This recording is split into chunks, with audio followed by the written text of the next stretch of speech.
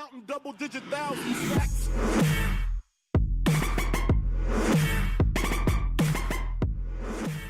Yo, what is going on, guys? Your boy Russ back again, and today we have the start of a new series, the Seattle Seahawks franchise. Now, I was contemplating whether I wanted to do a franchise or not because so many people do them, but I decided to go ahead and do one with the Seattle Seahawks. Now, you guys may like that, you guys may not. The reason I decided to do a Seahawk franchise is because any other team that I really would decide to do a franchise on, I don't think I'd be that into it. With the Seattle Seahawks, I know everybody, I know every name, I know exactly what's going on, and I'm going to have a lot of fun playing as my favorite team. You guys can see week 1 against the Green Bay Packers. Obviously, the Seahawks did lose this game in real life. Still pissed at the refs about that one, but still, man, week 1 against the Packers, very excited. So this is the straight up active roster that it has been given to me. I mean, this is straight up the roster. I've not made any changes, no free agents, no trades, no nothing. So we got Eddie Lacy, we got Thomas Rawls, we got everybody, Russell Wilson, Doug Baldwin, all these guys, Paul Richardson. I mean, we have all the big names on our team, Jimmy Graham, of course, and then on defense, the big names include Cam Chancellor, Earl Thomas, Richard Sherman, Bobby Wagner, KJ Wright. I think our outside linebacker is actually DJ Alexander because the Seahawks left outside linebacker has been a little bit questionable in Madden. Like, they've always given him like 70 overalls at that position because the Seahawks, you know, always fluctuate that position and always bring in new people. Of course, they had Bruce Irvin there, but, you know, he got replaced by Mike Morgan. Mike Morgan's gone now. And, you know, Kevin Pierre-Louis was actually going to fill that spot, but they traded him for DJ Alexander. And now it's Terrence Garvin and Mike Wilhoit? I think the guy that played for the Niners, the older guy, he's actually the starter right now, but he was actually hurt in week 1, so Terrence Garvin got the start. But in this game, DJ Alexander is actually going to be starting. He's like a 70 overall, mainly a special teams guy, but he is in this game, so I guess we'll work with them, man. 3rd and 3, the Packers do end up having to hold themselves to a field goal, or we held them to a field goal, and they do go ahead and take it on 4th and inches. So now it's time for this Seattle offense to get on the field, and Thomas Rawls not getting anything on his first run of the day. 2nd and 9, though, we do end up running a play-action play, and we find Tyler Lockett, but he's not able to keep his feet in bounds. So 3rd and 9, we need to find something here, and nobody blocked Eddie Lacy, my tight end. Nobody blocked Morgan Burnett coming through free. I actually had somebody open, was not able to get it off, so Morgan Burnett does end up sacking us, so we are forced to punt.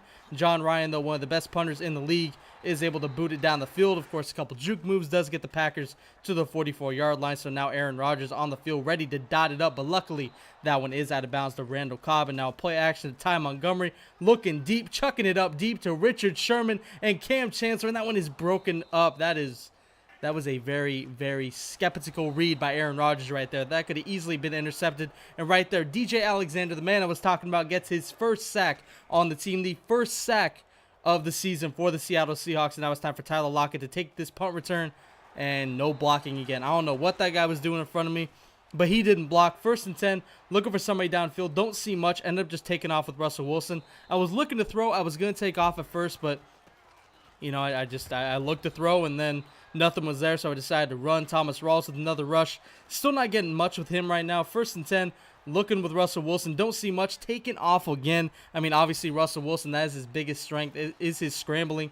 And they gave him really good speed in Madden 18, so I'm very happy about that. Thomas Rawls with another rush. 3 rushes for 11 yards for him. 2nd and 4, rolling out, looking, finding Jimmy Graham on the block and release. Finally released, gets to midfield at the 50-yard line. 1 for 2 for 10 yards for Russell Wilson so far in this game. In the 2nd quarter, we find Nick Van Nett, who is actually our starting fullback. We might have to sign a fullback because we don't actually have one. Our 3rd tight end was our number 1 fullback, as Thomas Rawls breaks through the line and breaks through 3 Packer tackles and gets all the way into the end zone for a 40-yard touchdown, and that is going to put us up in this game 7-3 as we answer back to the Green Bay Packers field goal finally. Ty Montgomery, though, answering back with a nice run of his own. 3 rushes for 21 yards for him. Earl Thomas taking down Ty Montgomery with a big hit. 4 rushes for 29 yards for Ty Montgomery so far. 2nd and 2, no pressure coming. I thought I had the pick, but apparently it was bad timing. I thought I let go of triangle. Guess I didn't right there. I make a first down saving tackle. Both of our D tackles ended up getting pancaked, and luckily Bobby Wagner was able to get in there, get that stop, and force them to punt the ball to us. And we do get it at the 7-yard line. So 1st and 10, Russell Wilson looking, taking off, nothing much open. We do just take off, slide down for safety, of course. Don't want to fumble in this situation. Minute 30 left. We find Paul Richardson. They missed the tackle. We do get out of bounds at the 32-yard line. 3 for 4 for 38 yards so far in this game for Russell Wilson. Russell looking, firing a dot to Paul Richardson for a couple of yards on the little drag route. 4 for 5 now for Russell Wilson. 2nd and 5, we find Thomas Rawls on a screenplay. Thought we had a lot more than we did, but we end up getting taken down for minimal gain. There we go, finally able to talk. 3rd and inches, we do end up running for an easy first down. 46 seconds now, dropping way back in the pocket. We see Tyler Lockett. Russell Wilson makes an incredible throw, and Tyler Lockett's going to get down inside the 5 and break a couple more tackles and get into the end zone with 36 seconds left. We're going to take the lead 14-3. We already had the lead, extend our lead 14-3 before half with 30 seconds left. The Packers just decided to run the ball a couple times. 6 rushes for 35 yards in the first half for Ty Montgomery.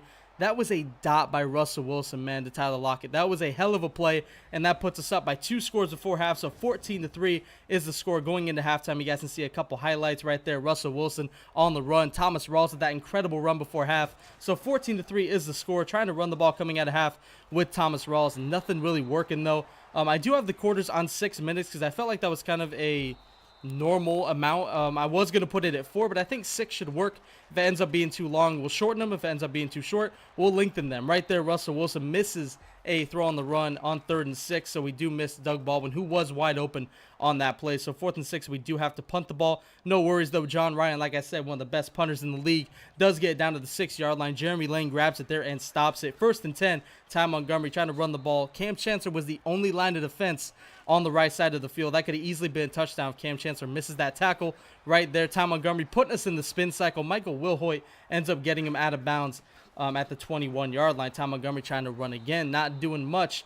Ty Montgomery has 10 rushes now and minimal yardage, man. You know, he's making some plays. He's getting those spin moves, stuff like that, the jukes, but none of it has equated in a touchdown yet or really even a score of any kind for the Packers. So we're really not getting hurt by Ty Montgomery. We forced them to another punt, 4th and 3, and they do decide to punt, another non-block. I don't know what that was, but the guy in front of me did not block him once again, so Tyler Lockett isn't able to get much on that punt return right here. We hit Luke Wilson, our backup tight end, 7 for 9 for 109 yards and a touchdown for Russell Wilson, as we are killing it right now. We have this game in our hands, and all we got to do is not screw up. Right here, we give it to Jimmy Graham, and 6'7" Jimmy Graham. You already know that man going to make those catches. 1st and 10, Russell Wilson trying to throw the same route to Jimmy Graham. Tried to get it off, could not. That was the last play of the 3rd quarter.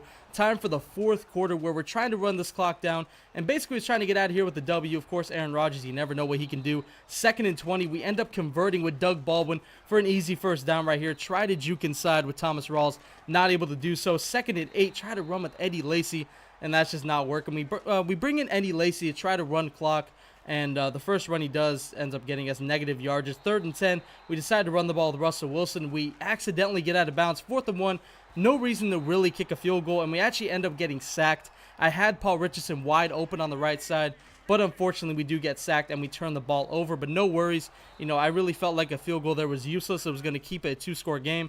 And 4th and 1, I took my chances, did not get it, but we've been locking up on defense all day, so I'm not really worried about it. Aaron Rodgers, 6 for 9 right now for like 30 yards. He's not doing well. They're not throwing the ball at all. They keep wanting to run the ball. 4th and 11, they decide to go for it, and they do not get it as an overthrow to Jordy Nelson. So we get the ball back with 2 minutes left, run it down to the 2-minute warning. Eddie Lacy on that 1-yard carry. 2-minute warning hits, and we end up bringing in Chris Carson for a run. He gets us a couple of yards. The rookie phenom, the 7th-round rookie phenom, that could end up doing some work for us in this franchise. Well, I was trying to say. 4th and 12, we decide to go for it again. Bad decision. I should not have done that. Probably should have kicked the field goal. I don't even know if I could have kicked the field goal from there. But we do give the Packers basically one more shot. But up by 2 scores with a minute 43. We made them waste their timeouts.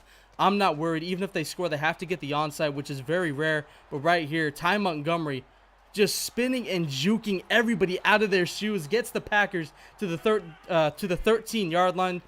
but Aaron Rodgers makes a bad decision as Bobby Wagner gets the interception right there. That was full user. Just throw out man. Why the fuck not? 1st and 10. And we do end up taking knees. 14-3 is going to be the final score as the clock continues to tick down with a minute left. And that is going to do it. 3rd and 13. We take one last knee. We come out and knee for whatever reason on 4th and 14. But the clock does run down. 5 seconds turns into 0. Triple zeros on the clock. 14-3 is the final score. I did hope you guys enjoyed this video. You guys can go ahead and check out the final game or the end of the game highlights. And I also will show the stats. So if you guys want to stay and check those out, feel free. But other than that, I did hope you guys enjoyed. And as always, Dangerous Army, I'm out.